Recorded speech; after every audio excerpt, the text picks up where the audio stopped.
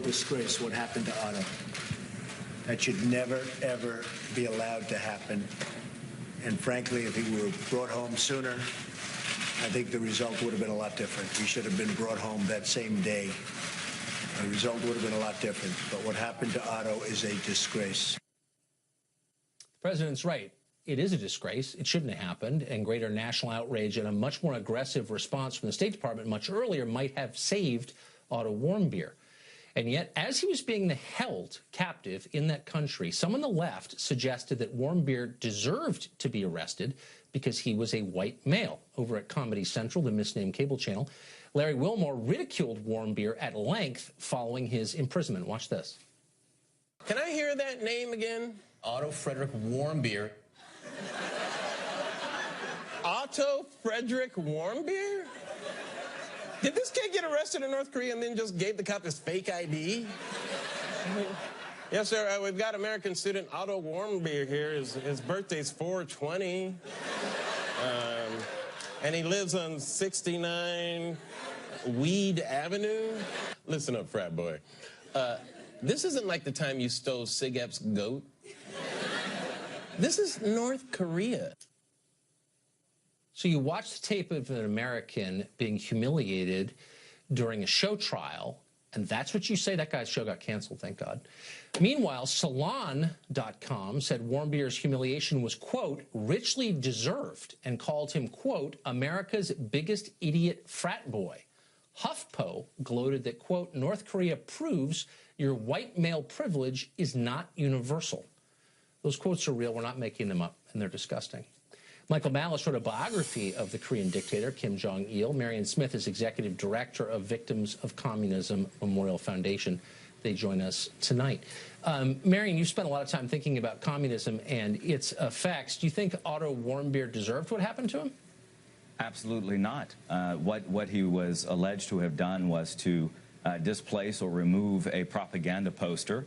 The only reason that he was targeted is because he is an American. North Korea considers that we are at war still. There has been no end of the hostilities, the Korean War. And so they're on a war footing with us. They are a totalitarian communist regime. They have tortured and killed American citizens before. And unfortunately, what has happened to Otto Warmbier, our hearts go out to his family. No family should have to suffer this inside of the United States. But it is part and parcel of how they treat their own citizens. It is a cruel regime, and you could say, in fact, that all 25 million citizens live in a slave camp. Yeah, I think they do. They're not Americans, though, so my concern is for people like Otto Warmbier. Michael, by the way, just for the record, I don't know if there's any real evidence he stole a propaganda poster or anything. His roommate, who was with him the entire time on that trip, said he didn't see him do anything like that. So it wouldn't surprise me if that were a lie. It wouldn't surprise me at all. But why the reaction from some in the United States, looking at this fellow American suffering abroad, to laugh at the guy or say that he somehow deserved it? Where does that come from? Listen, North Korea is a very complicated subject, and you don't expect people to understand it. That's why I wrote a book about it, so people could understand it. But if you don't understand the subject, the point to do is to be quiet and learn, as opposed to using it as a glib reason to have your stupid leftist talking points and mock someone who died while being a tourist. These people are cretins through and through, and if they had any shame, they would shut up and go home like Larry Wilmore was forced to do. Yeah, and thank heaven. So, Marion, I'm struck, though, by the reaction if you take a poll of people under 30 about socialism or even communism and say, you know, what do you think of that? They're remarkably open-minded to it in a way that they're not toward, I don't know, fascism or any other grotesque form of government. Why has communism not been taught as the atrocity that it was? Well, I mean, we do have a double standard. The crimes of the Holocaust are well known. And we find it dangerous that younger generations would not know about it because it makes repeating something like that more likely.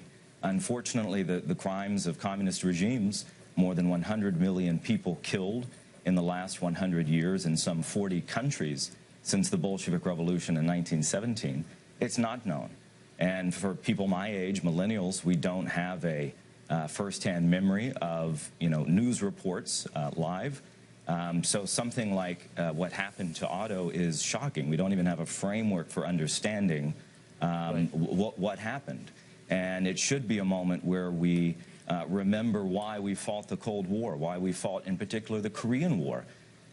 North and South Korea are remarkably different. South Koreans are free. North Koreans are slaves.